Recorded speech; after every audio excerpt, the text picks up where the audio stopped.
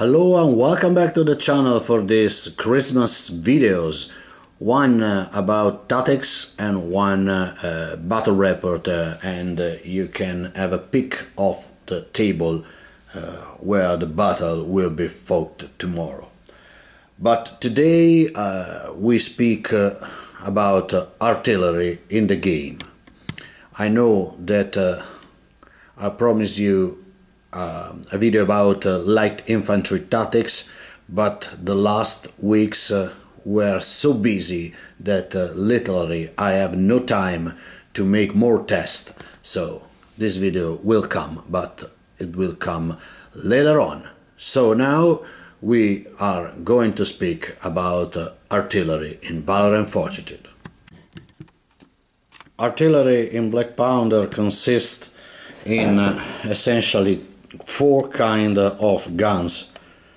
Three are showed here and are common to every list. In this case we have French artillery, and one kind of gun that is not a real gun, essentially the rockets that are for the British only. The other guns that we have are heavy guns, field guns and horse artillery guns. This is not properly an heavy guns, but is a 9-pounder, but at the moment is the biggest one that I have painted off. Later on another big gun will paint it, but not at the moment. The central one is a standard 6-pounder. I use it as a field gun, and then the smallest one is an horse artillery. Rules state that you have to deploy a gun with its crew and the limber and the horses. I have not any limber or horses because, sorry, but they are very expensive to be a token, so I use horse and horse on a base just as token to move around the artillery. Probably it will be longer than the real gun, but it is what it is. Maybe later on, now the amount of miniatures that you have to paint suggests to avoid to buy limber for using just as a token or 1 or 2 turn in the game. Rule state that the limber must stay 1 inches close to the gun when the gun is deployed.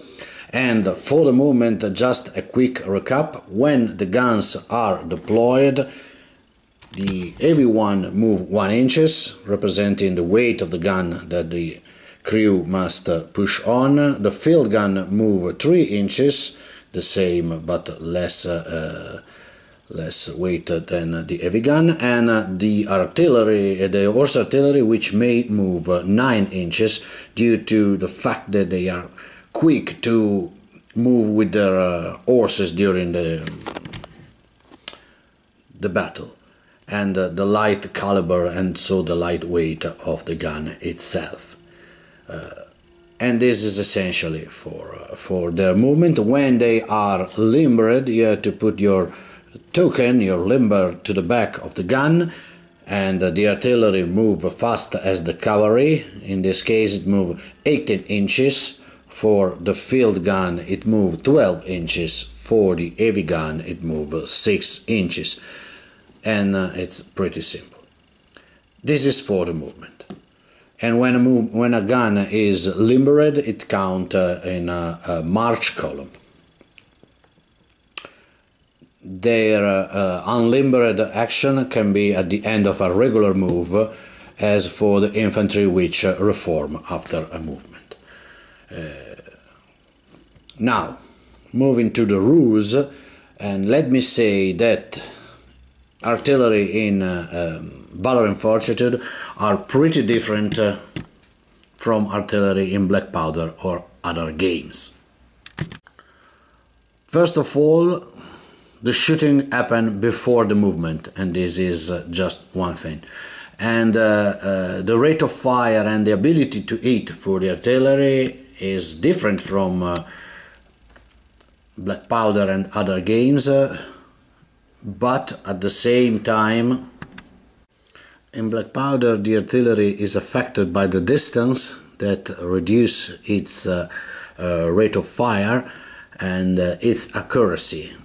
In Valor Fortitude, artillery is more accurate because it hit on a 4+ usually, and 5+ if they shoot into a light cover, and 6+ if they shoot in a hard cover, exactly as for the infantry.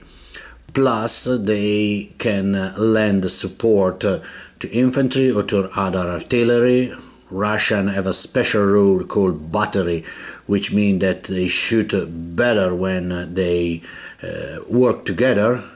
You can shoot with 5 units rather than just 3.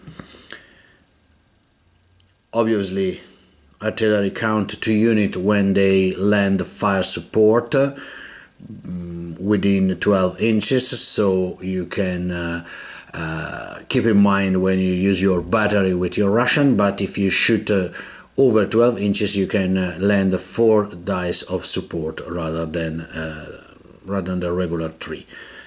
One better. Anyway, accuracy is better. Utility is different. I cannot say worse than in Black Powder, but they cannot shoot over the head of your friendly or enemy unit, so the line of sight system and the need to take a target is different from Black Powder, where you can shoot over the head of your friendly unit with malus. This is not the case, and only some exception can change this rule. So it's easy to think that the problem of line of sight interfere with the utility of artillery later on in the game, when in the middle of the field the 2 armies clash one into another, and trace line of sight with your artillery is difficult to become difficult. This is essentially what it changed. Another thing that changed is that in this game you have no armor save, so if you hit, your hit and cause a casualty, and when in Black Powder artillery left the a kind of armor save to the other troop. This is not the case, but is the case why artillery shoot different in this game. Artillery have a rule called canister, you know, it's double the number of shot. And keep in mind that the rule canister is very useful in melee also, because a single gun can withstand many times a regular infantry or a regular cavalry, because just a single gun roll count as 2 units in melee, so it roll 4 dice. It fight as a regular infantry in line, and this represent the grape shot that the gun deliver to the incoming infantry, I suppose. Anyway, it's not so easy to crack an artillery in melee. To compensate this powerful rule, because in my opinion it's powerful, if an artillery lose a melee, it must flee, it is destroyed, it's routed. So it compensates the fact that it's not so easy to rout the gun itself. And if you play in battery, this is even better. What I mean fight in battery, it came in a moment to this topic. This is what I mean deploy artillery in battery, and you can do this in 2 ways. Let me say, artillery is pretty useful at the start of the game when the troops are far away one from another. And this is especially good if one side is a defender and do not need to maneuver and move much. It really depends on scenarios and situation, because most of the casual game require that both the army move to conquer objective, but some custom scenarios simply can allow you to defend a position, and a battery of artillery is an intimidating aspect of this, because they can shoot from the first turn, and the more the enemy come close to you, the more effective the battery are. And for the French, let me say that some situations make this battery even worse and even good for attack too. Battery is not the best to support an attack for all the game long, because as I said, when the rest of your army move forward, line of sight is closed, because you cannot trace line of sight over the head of your partner infantry battalions, so you have to place your battery, if you decided to use in battery, very carefully in the spot that you need to break, or do you want to break, where you want to exploit the effect of battery guns with hammer a position for the most part of the game. You can have a battery of infantry simply deploying your brigade artillery one close to another, and when one of them shoot, the other can shoot at the same target. Or in large battle, maybe you want to buy a brigade of artillery. Valor Fortitude rule is pretty free on the composition of your brigade, so you can even made a brigade of artillery. This is the case: 1 officer and 3 guns. And this is the best place, the best situation to make a brigade with large, heavy gun. And this is not the proper model, but if you take heavy artillery, be careful to take in a brigade all heavy artillery, to use the heavy artillery rule. If you made a mixed brigade of gun, simply you will lost the +1 to it for the heavy artillery. But a brigade of 3 heavy gun is pretty costly unit, but it's very effective. 54 inches of range means that you can hit wherever you want, and with a +1 to hit, most of the time you will hit on a tree. And just think how badly the enemy will be hit when a canister roll within 12 inches with a +1 to hit. Your entire battery cannot fire unless you are Russian, because every unit count 2 in a canister roll, but 4 dice and 3 plus is pretty devastating, maybe on just a battered unit. French have a special love for artillery if you have Napoleon on the field, because Napoleon was an artilleryman, and the rule for Napoleon state that every gun within 12 inches is not forced to shoot at the closest enemy. So if you plan large battle, if you plan to include Napoleon, remember that a battery could be a good investment of point, because it can shoot essentially wherever it wants It can shoot not at the closest target. It can shoot across the light infantry, so a veil of skirmisher in front of the enemy army cannot avoid you to hit the real target you want, or to hammer a position and be sure that you can still hit that position even if enemy come close to you to prevent it. So Napoleon, in case you want to use a large amount of infantry, is a very, very powerful asset. The other way to play artillery is to deploy single gun or a couple of gun to brigades, and each brigade is a gun in support. I don't put down infantry, but you perfectly know what I mean.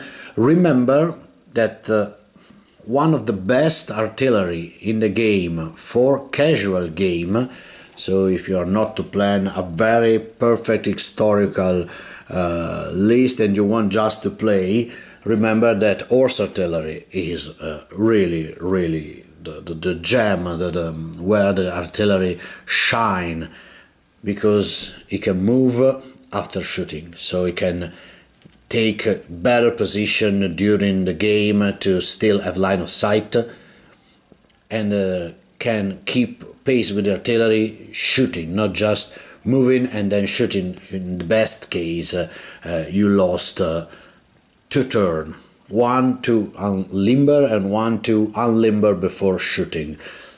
So just for the sake of the game and the utility during the game, the horse artillery is the best choice for your list.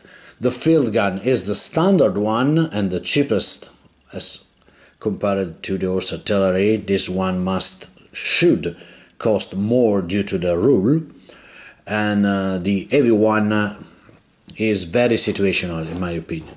It's good if you have to defend, it's good if you have to hammer a position, but have the best loadout in your army and the best deployment to be really effective during all the game.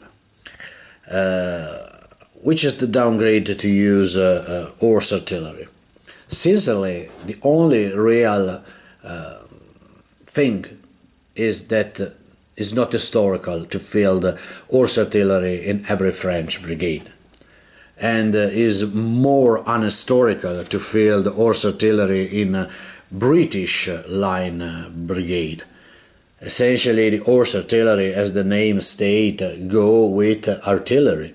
With horses, and if French, especially during the Peninsular campaign, sometimes deploy horse artillery in support to infantry brigade, is much more rare that British do the same. It will not a bad idea, in my opinion, to use horse artillery in a light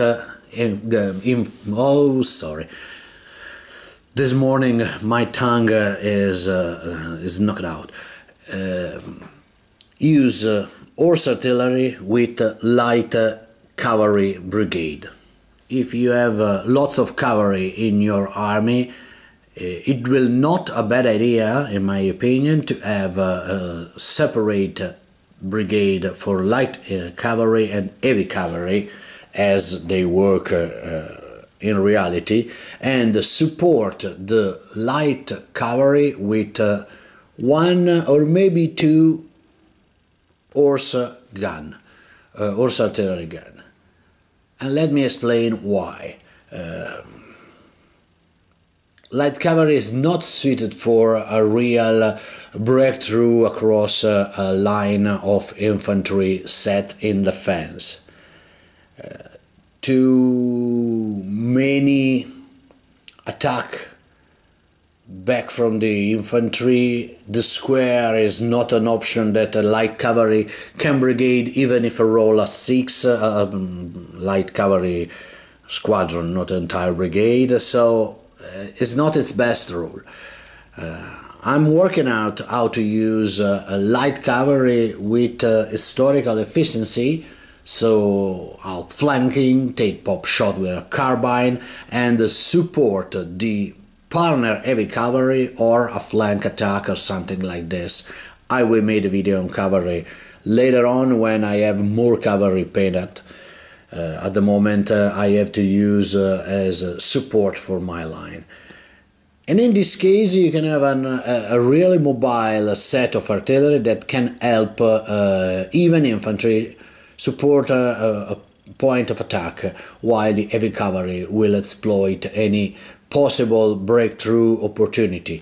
If your cavalry soften up enough a battalion of infantry aside of the enemy, then the heavy cavalry can charge in and open the door for the rest of your army.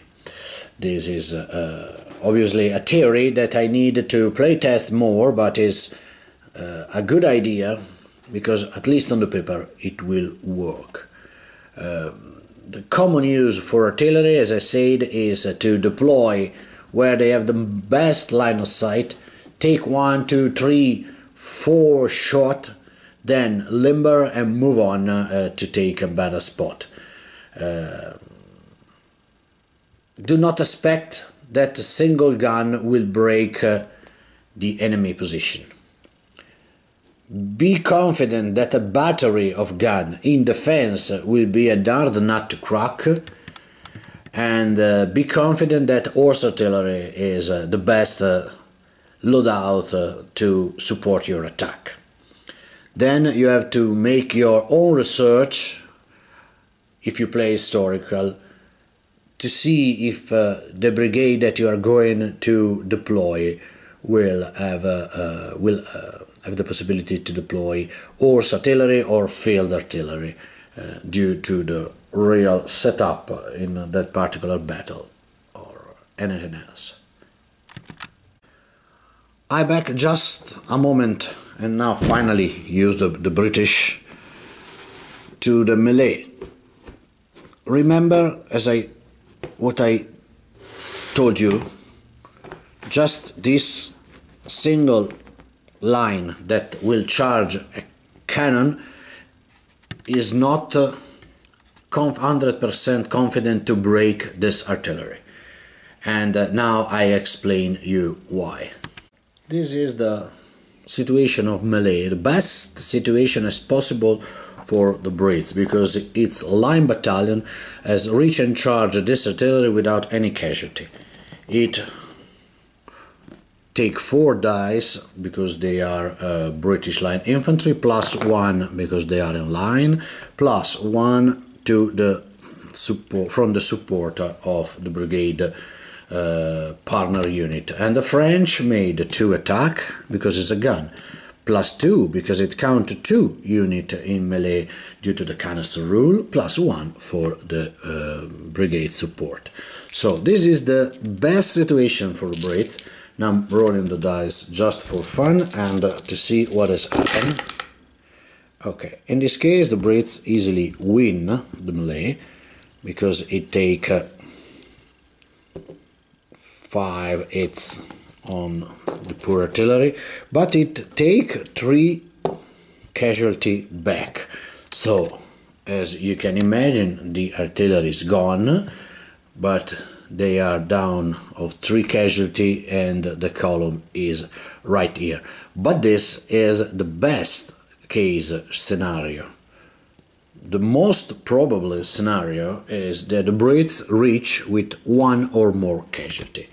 Just for the sake of simplicity we say 1 casualty, because they are hitting on a 4 rather than on a 3. We take the same dice as before, 5 and 6, and going to roll to see. We can reroll the ones. Again, today the Brits are lucky, they strike 5 times and take less casualty than before. Okay, the dice is not on the French gun side, but you can imagine that on No, this isn't. Definitely the British is on the outside of the dice today. Anyway, with a single gun, the Brits will end the fight with more than one casualty. But what if the gun are a battery? If you deploy carefully when the Brits charge, it contact both the unit. And they are part of the same brigade and are both in contact with the enemy, so the number of dice will grow up sensibly. The Brits retain the same 6 dice as before. The French gain 7 dice. 2, 2 and 2. Plus the Brigade 1. And in the best scenario, the Brits hit on a 3 and the gun hit on a 4. And again, today the Brits will rock. This time they hit 4 times. But the French win melee with 5 hits and force the Brits to take a test. And this is the best case scenario and a good roll for the French.